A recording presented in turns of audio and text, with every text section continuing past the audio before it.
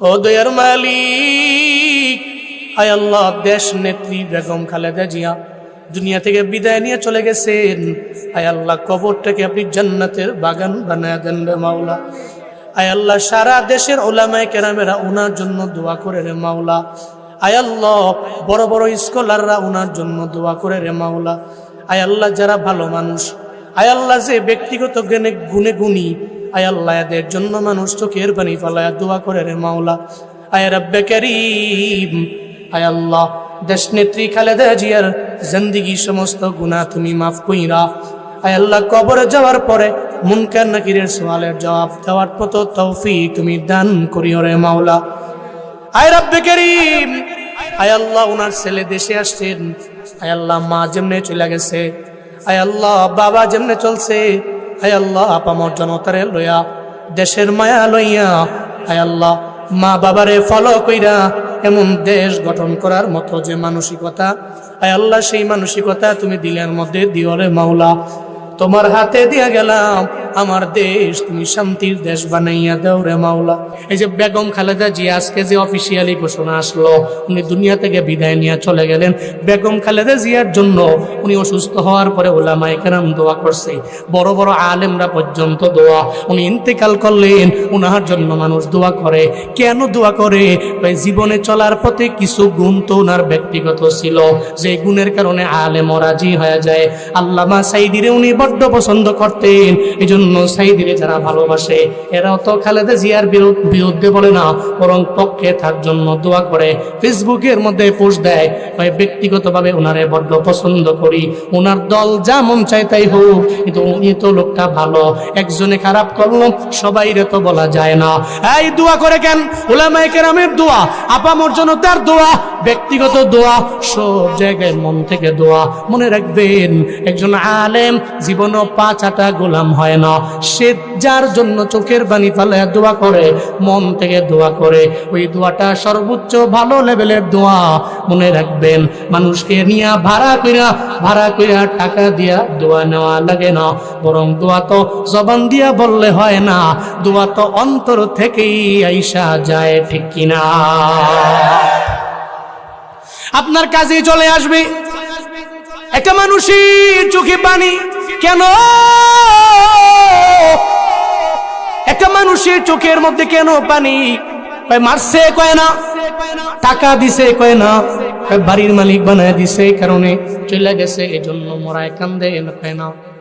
কেন কান্দ রে? কয় মানুষের গুণে আমার চোখ দিয়া পানি চলে আসে। হাদি মইরা গেছে, চোখের পানি ফালায়া ফালায়া মানুষ কানছে। কেন রে? তোমার আত্মীয় হয় কয় না। রাতের বেলা ওর মোবাইলে যতই ভিডিও দেখি অটোমেটিক স্ক্রল করলে চোখ দিয়া গড়ে গড়ে পানি পড়ে। আমার বাবায় কয় পোলারে চোখ দিয়ে কত যে পানি পড়ছে ওর জন্য, এখনো চোখের পানি বন্ধ করতে পারি না। এখনো ছেলেটার ভিডিও যত দেখি ততই মনে হয় ছেলেটা কি পরিমাণ ইমানওয়ালা ছিল। এই বান্দারা, আপনি মইরা যাবেন কিন্তু কোনো ইম্প্যাক্ট তৈরি হবে না। এলাকার লোকেরা সবাই বলবে যুবকটা মারা গেল, ভালো হইল, তাহলে তো আপনার এই জীবনে দিয়েও তো লাভ নাই। এই জীবনটা ব্যর্থ জীবন, জীবনেও ব্যর্থ জীবন বানানো যাবে না। মুমিন তো ব্যর্থ জীবন বানায় মরে না।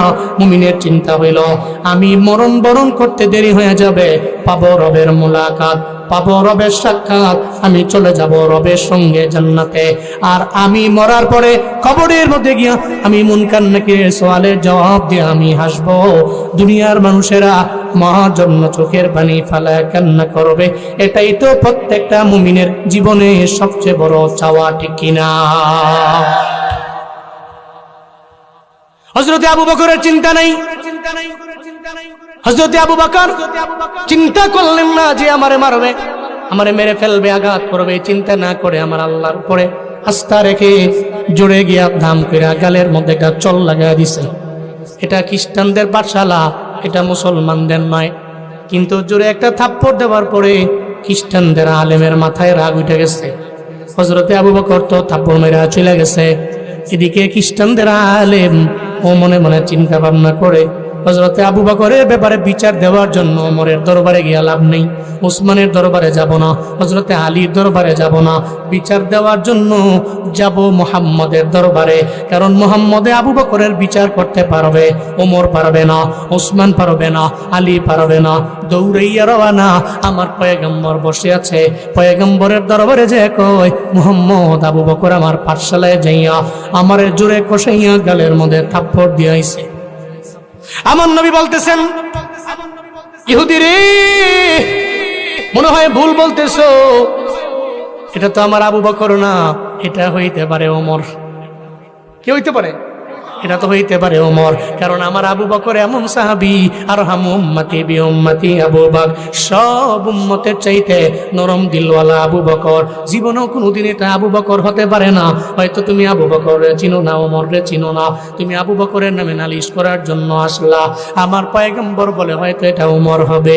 ওই খ্রিস্টানদের আলেম কয়, ও মুহাম্মদ, না না, আমি নিজে জানি, আমি আবু বকররে দেখছি, আমি ওমরেরও দেখছি, আমি আবু বকররে চিনি, আমি ওমরে চিনি। এটা আবু বকর না, বরং এটা ওমর না, বরং আবু বকরই আমার গালের মধ্যে থাপ্পড় লাগাইছে। আমার নবী অবাক হইতে লাগলেন। হঠাৎ করে হযরতে আবু বকর পেছন দিয়ে আইসা দাঁড়ায় গেল। আবু বকররে দেখা এবার তো খ্রিস্টান আলেমের মাথা নষ্ট। খ্রিস্টান আলেম কয়, এখন তো বানায়া বুনায়া মুহাম্মদের দরবারে অনেক কিছু বলা যাবে না, কারণ এখন তো আবু বকর পেছনে দাঁড়ায় গেল। হযরতে আবু বকর দাঁড়ানো। আমার নবী কয়, আবু বকর, কেন তুমি খ্রিস্টান আলেমের গালের মধ্যে কেন থাপ্পড় লাগাইলা? কেন তুমি মারছো? তুমি আমারে বলো। হযরতে আবু বকর কয়, নবী, আমি মারছি, অন্য কেউ মারে নাই, এবং মারছি যে আমি তারে কষাইয়াই গালের মধ্যে চড় মারছি। আমার নবী বড্ড অবাক হয়ে গেল। আমার নবী মনে মনে কয়, আমার আবু বকর তো এত রাগী না, আমার উমর তো বড় রাগী, আমার আবু বকর তো জীবনও কোনোদিন আমি এত রাগ দেখি নাই, তার দিলটা তো বড় নরম দিল। হযরতে আবু বকর কেন তারে চড় মারলো, কাহিনী একটা আছে। আমার নবী অবাক হয়ে গেল। এবার বলতে লাগলো, এই খ্রিস্টান আলেম, তুমি আমারে বলো, কেন তোমার গালের মধ্যে চড় মারলো? একজন মানুষ তো একজনকে এমনিতেই চড় মারে না। এবার খ্রিস্টানে মনে মনে কয়, আমি যদি এখন বলি আল্লাহকে নিয়ে কটূক্তি করার কারণে সে আমারে চড় মারলো, তাহলে মুহাম্মদ তো আমারে, সে তো খালি চড় মারছে, তাহলে মুহাম্মদ তো আমার দেহ থেকে কল্লা আলাদা করে দিবে। এই কুমিল্লার কাজীপাড়ার মুসলমানেরা, আমায় একটু বলেন না রে বাবা, আবু বকরের চাইতে আমার নবী আল্লাহর ব্যাপারে আগাইয়া না পিছাইয়া? হযরত আবু বকর তো পড়ে, নবী তো আগে, কারণ নবীর উপরে আল্লাহ পাক রব্বুল আলামিন, আল্লাহ পাক তাওহীদের নবুয়তের রিসালাত আগে নবীরে দিলেন, এরপরে নবী দাওয়াত দিলেন, এরপরে হয়ে গেল আবু বকর। তাহলে আল্লাহর প্রতি টান আবু বকরের বেশি না নবীর বেশি? মায়ার নবী বলে, আবু বকর, তুমি আমায় বলো কেন মারলা? আল্লাহর নিয়ে কটূক্তি করছে, এই জন্য আমি তার গালের মধ্যে থাপ্পড় লাগাইছি। কিরে আলেম, খ্রিস্টানদের আলেম, তুমি নাকি আল্লাহরে গালি দিছ? আল্লাহরে গালি দেই নাই, পাঠশালার মধ্যে গিয়ে আমার গালের মধ্যে থাপ্পড় লাগাই দিছে। হযরত আবু বকর কয়, গালি দিছে? সে কয়, দেয় নাই। গালি দিছে? কয়, দেয় নাই। কয়, গালি দিছে নি কে? সে কয়, না, আমি দেই নাই। এবার একটা পর্যায়ে দুইজনের কোনো সাক্ষী নাই। হযরত আবু বকরের নাই, ওনারও নাই। এখন বিচার কেমন করে হবে? আমার মায়ার নবী চিন্তায় পড়ে গেলেন, টেনশনে পড়ে গেলেন, নবী চিন্তায় পড়ে গেলেন। কিন্তু আমার নবীর তো কোনো চিন্তা নাই। হযরতে আবু বকর তো এমন দামি সাহাবী, হযরতে আবু বকরের কেউ নাই, কিন্তু আছে কে? মুমিনের যেখানে কেউ নেই, ওখানে আছে আমার আল্লাহ। এই জন্য মুমিনের জীবনে কোনো চিন্তা নাই, মুমিনের জীবনে কোনো টেনশন নাই। লা তাহজান ইন্নাল্লাহা মা'ানা। আল্লাহ পাক বলেন, চিন্তা করো না, নিশ্চয়ই আল্লাহ সাথে আছে, আল্লাহর সঙ্গেই আছে তোমার। তুমি বিপদে পড়ে গেলা, মুসিবতে পড়লা, দেখলা ডানে মামে কেউ নাই, কিন্তু আল্লাহ তোর সঙ্গে আছে। এই বিপদে পড়লে আগে ফেসবুকের মধ্যে দেয়, আগে ইউটিউবে দেয়, আগে শর্ট ভিডিওতে দেয়, আগে টিকটকের মধ্যে দেয়, ফেসবুক স্টোরির মধ্যে দেখবেন স্যাড সাউন্ড লাগায় লাগায় দেয়, ঠিক কিনা? হযরতে আবু বকর দাঁড়িয়ে রইলেন, আমার পয়গম্বরে বলতে লাগলেন, ও পয়গম্বর, আমার তো জানা আছে সে তো আল্লাহরে নিয়ে কটূক্তি করার কারণে আমি মারলাম, কিন্তু সে তো মানতে রাজি না, সে তো মিথ্যার আশ্রয় নিল। আমি তো সত্যের আশ্রয় নিলাম। আমার নবী কয়, তাহলে তো প্রমাণ ছাড়া আমি বিচার করব কেমনে, আমি দলিল ছাড়া বিচার করব কেমনে? হায় আবু বকর, তুমি আমার লোক, কিন্তু প্রমাণ তো লাগবে, কিন্তু দলিল তো লাগবে। কিন্তু আমগো দেশের লিডার হইলে মনে মনে চিন্তা ভাবনা করতো, যেহেতু আমার দলের লোক, তাহলে বিচার তারে হালকা করে দাও। আমার দেশে যদি সমস্ত লিডারেরা, সমস্ত দলের নেতারা এই চিন্তা থেকে বের হইতে পারত, ছেলে আমার দলের লোক হইলে শত গুণ মাফ হয়ে যাবে। যদি এই চিন্তা থেকে বের হয়ে আসতে পারত, তাইলে চুরি করলে, চুরির বিচার করলে চোর জন্মাইতো না। ডাকাতি করার পরে, ডাকাতি করার পরে আর ডাকাতি করতে পারতো না, ডাকাত জন্মাইতো না। দুর্নীতি করতে পারতো না, চাঁদা দাবি করতে পারতো না। মানুষের দোকানের মধ্যে গিয়ে হামলা মামলা করতে পারতো না। বিজনেসের মধ্যে গিয়ে হস্তক্ষেপ করতে পারতো না। কথা বলেন ঠিক কিনা? মায়া নবী বলতে লাগলেন, আবু বকর রে, তুমি তো আমার লোক, আমার জানা আছে রে, কিন্তু দলিল নেই, প্রমাণ নেই, কেমনে আমি বিচার করব? তুমি তো বলতেছো সে আল্লাহরে গালি দিল, সে তো বলে নাই, তাহলে এই ব্যাপারে প্রমাণ নাই। আমার নবী চিন্তায় পড়ে গেলেন, বিচার কেমনে করব? আল্লাহকে অসুবিধা নাই, আবু বকরের জন্য তো আমি আল্লাহ আছি। আল্লাহকে, জিবরাইল তুমি এখনই কোরআনের ওই আয়াতটা নিয়ে চলে যাও, আমার নবীরে গিয়া জানায়া দাও হযরতে আবু বকরের কেউ নাই, সাক্ষী হয়ে গেলাম আমি আল্লাহ। লাকাদ সামিআল্লাহু কাওলাল্লাযীনা ক্বালু ইন্নাল্লাহা ফাকীরুন ওয়া নাহনু আগনিয়া। সঙ্গে সঙ্গে আয়াত নিয়ে আমার নবীর উপর নাজিল করে জানায়া দিল। জিবরাইল এসে কয়, পয়গম্বর চিন্তায় পড়ে গেলেন, টেনশনে পড়ে গেলেন। নবী চিন্তা করার দরকার নাই, টেনশন নাই, হযরতে আবু বকরের ব্যাপারে সাক্ষী হয়ে গেছে আমার আল্লাহ। আল্লাহ পাক জানায়া দিছে, পয়গম্বর গো, হযরতে আবু বকরের কোনো সাক্ষী নেই, হযরতে আবু বকরের কোনো প্রমাণ নেই, কোনো দলিল নাই, কিন্তু আল্লাহ তো নিজেই সাক্ষী হয়ে গেছে। কারণ আল্লাহরে না দেখা, আল্লাহর প্রতি প্রেম নিয়া, ভালোবাসা লইয়া এত জোরে থাপ্পড় মারছে, নিজের বাড়ির জন্য না, গাড়ির জন্য না, কোনো স্বার্থের জন্য না, এবং আল্লাহরে গালি দেওয়ার কারণে সে গালের মধ্যে মারছে। এখন সেই অপমানিত হয়ে যাবে, আল্লাহ তো মানবে না, আমার আল্লাহ তো মেনে নিবে না। আল্লাহ জানায়া দিছে, ওই যে এরা খ্রিস্টানের আলেম যে বলল ইন্নাল্লাহা ফাকীরুন ওয়া নাহনু আগনিয়া, দুনিয়ার কেউ দেখে নাই, দুনিয়ার কেউ শুনেও নাই, শুনছে খ্রিস্টানদের আলেম আর খ্রিস্টানেরা, আর হযরতে আবু বকর ওখানে আর কেউ ছিল না। কিন্তু কেউ যেটা শুনে না, সেটা শুনে কে? আল্লাহ কয়, সামি আল্লাহ, আল্লাহ পাক শুনছেন, আল্লাহ পাক শুনছেন। নবী গো, কেউ তো শুনে নেই, কিন্তু সামিআল্লাহু কাওলাল্লাযীনা ক্বালু ইন্নাল্লাহা ফাকীরুন ওয়া নাহনু আগনিয়া। আল্লাহ তো শুনে গেছে, আমার আল্লাহ তো শুনছে। এরা যে বলছে নিশ্চয়ই আল্লাহ, তোমার আল্লাহ গরীব আর আমরা সবাই ধনী, এটা আমার আল্লাহ জাইনা গেছে। আল্লাহ জাইনা গেছে, এই জন্য আপনি ভাই বিচার কইরা দেন। হযরতে আবু বকরের পক্ষেই তো বিচার চলে গেল। হযরতে আবু বকরের এই ঘটনা বইলা কি বুঝাইতে চাইলাম জানেননি? হযরতে আবু বকর এত নরম দিলওয়ালা, এত গায়বের প্রতি ঈমানটা এত পরিমাণে বেশি, এত পরিমাণে দিলের মধ্যে তাকওয়া, এত দামি একজন মুত্তাকি।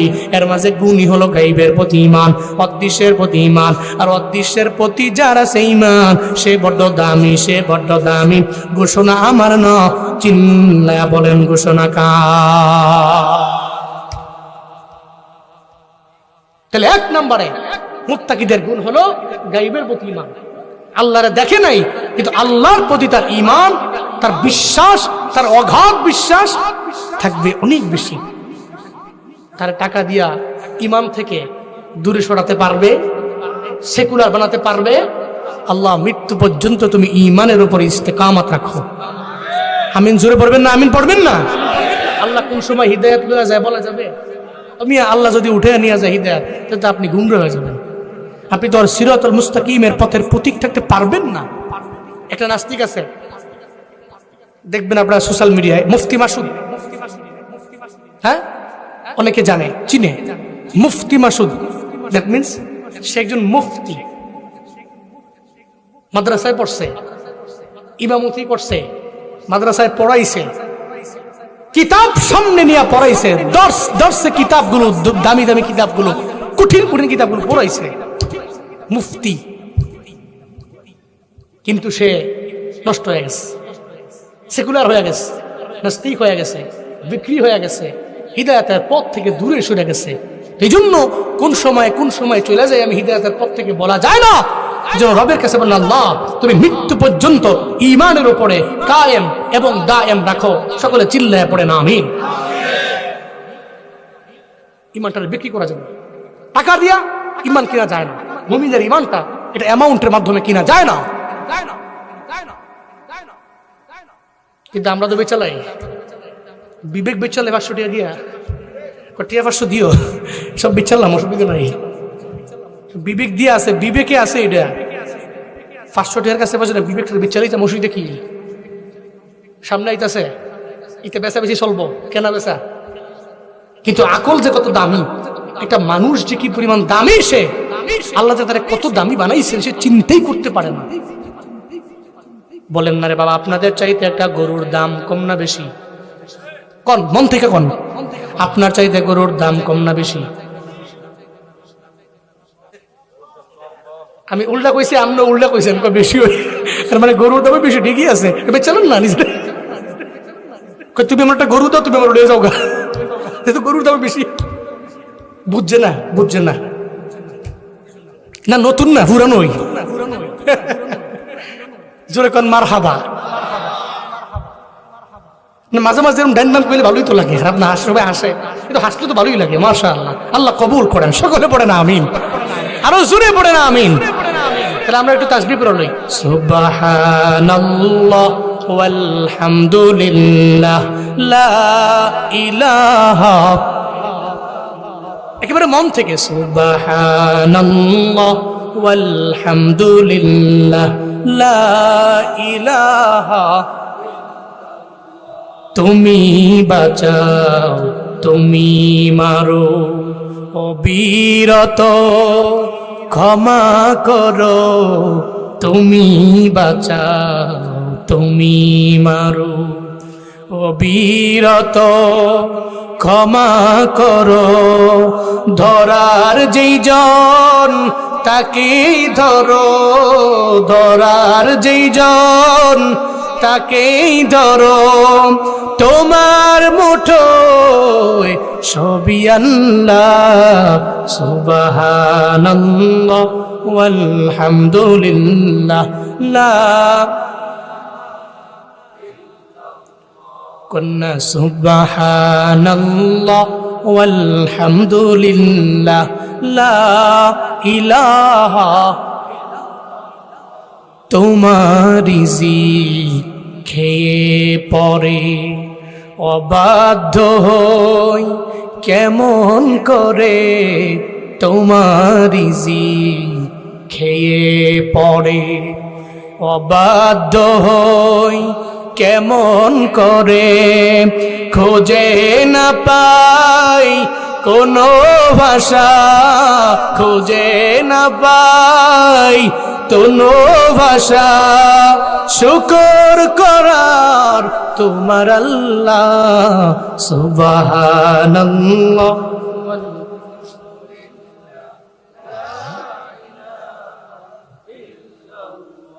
কন্যা সুবহানাল্লাহ ওয়ালহামদুলিল্লাহ লা ইলাহা, সুবহানাল্লাহ ওয়ালহামদুলিল্লাহ লা ইলাহা। আল্লাহ তাসবিহগুলোকে কবুল করেন, জোরে পড়া আমিন। এই জন্য নিজের আকলকে বিক্রি করে দেওয়া যায় না। আপনার চাইতে একটা গরুর দাম কম, আপনি তো দামি, আপনি তো সম্মানী, আপনার মর্যাদা বড্ড বেশি। গরুর মধ্যে আকল নেই, আমাদের মাঝে আকল আছে না নাই? জোরে কোন আছে না নাই? আল্লাহ পাক বলেন, বান্দারে বড্ড মায়া করে আমি আল্লাহ তোরে বানাইলাম, তুই এত দামি, তোর সম্মান বেশি, মর্যাদা বেশি, শরফ বেশি, করম বেশি। আমি আল্লাহ তোরে বানাইলাম, তবে দুর্বল বানাইছি, তবে দামি বানাইছি। কাউরে আমি আকল দেই নেই, তোরে আমি আল্লাহ বড় মায়া করে আকল দিয়া দিলাম। বান্দারে এই আকল দিয়া তুই ডান বাম বুঝো, সামন পেছন বুঝো, আকল দিয়া খাটাইয়া গরু যা করে তুমি করতে পারো না, একটা কুকুর যা করে তুমি করতে পারো না, একটা বিড়াল যা করে তুমি করতে পারো না, একটা অন্য প্রাণী যা করে জীবনও কোনোদিন তুমি এটা করতে পারো না। দেখবেন গরুকে বিক্রি করার জন্য গরুরে নেওয়া হয়, গরুর হাটে আপনি গেলেন, আপনি ক্রেতা, আর একজন দাঁড়িয়ে আছে গরু লয়া বিক্রেতা। এই গরুটা বেচবি নি? কয় কত? 1 লাখ। 1 লাখ দিব না দিব 80,000? তুমি কি চোখের মধ্যে কোনো প্রলেপ প্রলেপ দিয়ে শুনি দাও না? কি মোটা তাজা করছি খাওয়ায়া 80,000 হবে না? কত দেওয়া লাগবে?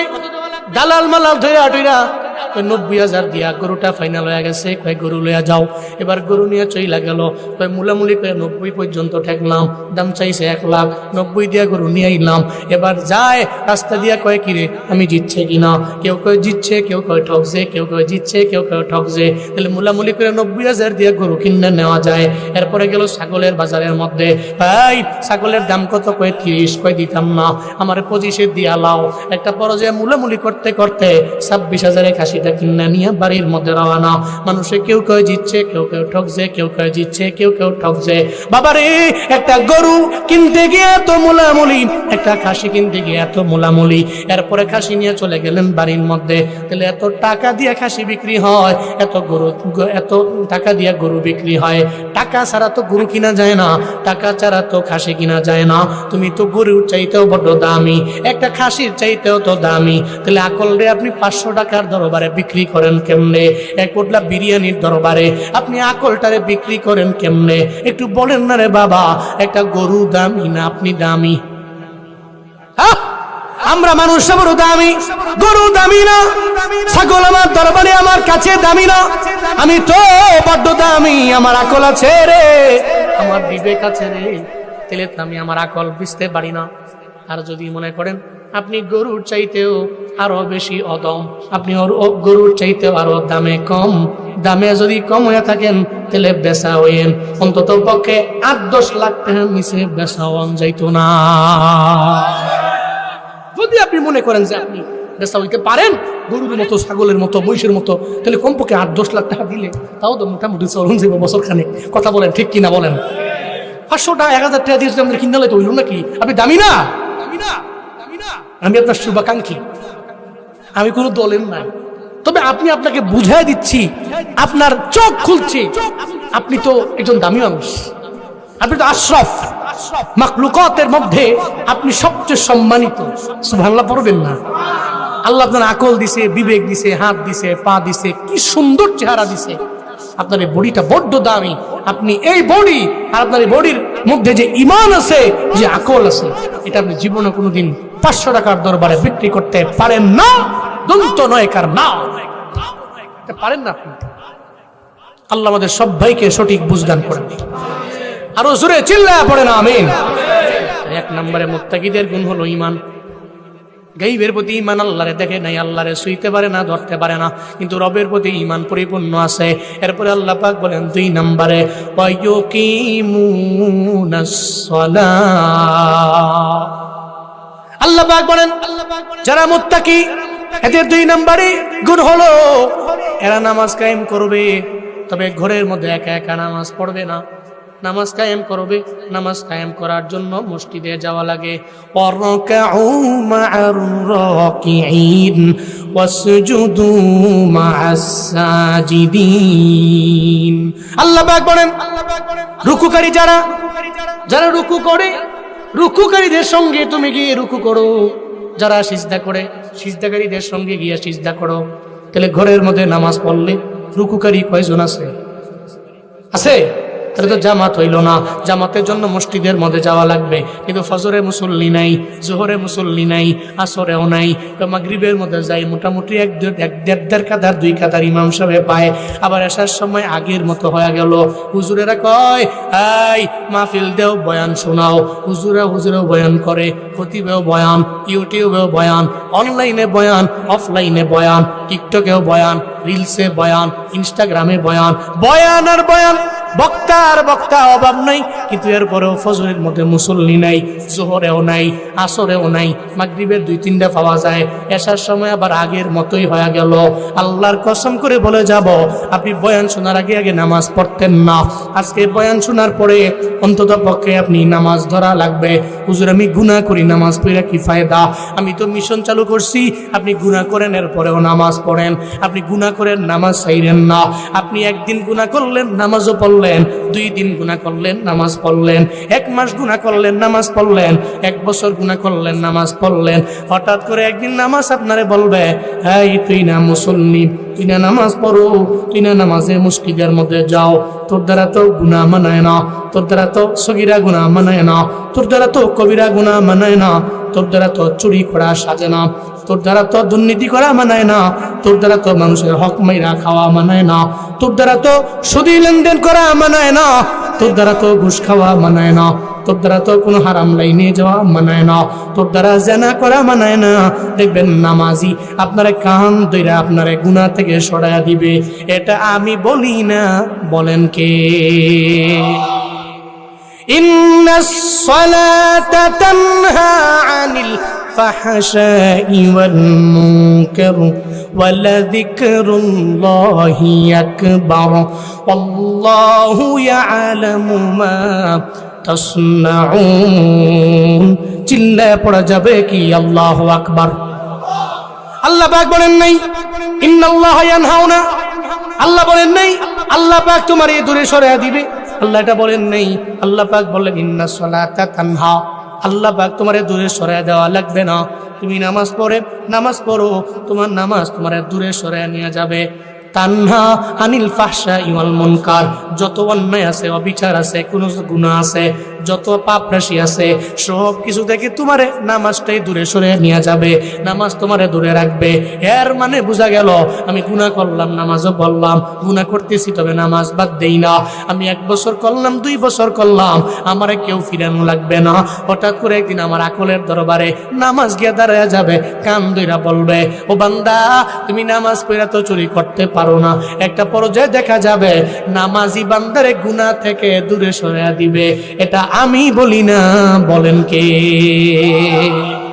2 নম্বরে যারা মুত্তাকি, এদের গুণ হবে এরা নামাজ কায়েম করবে। ঘরের মধ্যে একা একা পড়বে না, সবাই রেলয়া পড়বে, জামাতে গিয়া পড়বে, মসজিদের মধ্যে গিয়া পড়বে। ও আল্লাহ তুমি পড়ার তৌফিক দেও। চিল্লা পড়েন আমিন, আরো জোরে পড়েন আমিন। সালাতে কায়েম করো, সালাতে কায়েম করো, সালাতে কায়েম করো, সালাতে কায়েম করো। হবে সম্মানিত তুমি, হবে জান্নাতি তুমি, হবে সম্মানিত তুমি, হবে জান্নাতি তুমি। দেবে কাল হাসরে শীতল ছায়া আরশে আজিম। রব্বিয়াল আলা, রব্বিয়াল আযীম, রব্বিয়াল আলা, কন্যা রব্বিয়াল আলা, রব্বিয়াল আযীম। মুমিন তুমি, সালাত তোমার মস্ত পরিচয়।